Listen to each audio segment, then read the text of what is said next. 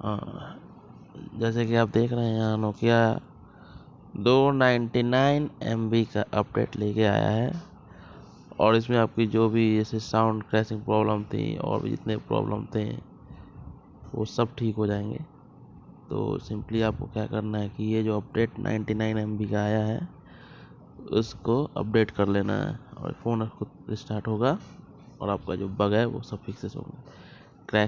Crashing sound भी जो है वो भी ठीक हो जाएंगी। ठीक है, तो इस अपडेट को अपडेट कीजिए, आपको कोई सॉफ्टवेयर चेंज करने की ज़रूरत नहीं पड़ेगी। ठीक है, अपडेट होने के बाद कमेंट सेक्शन में कमेंट करें।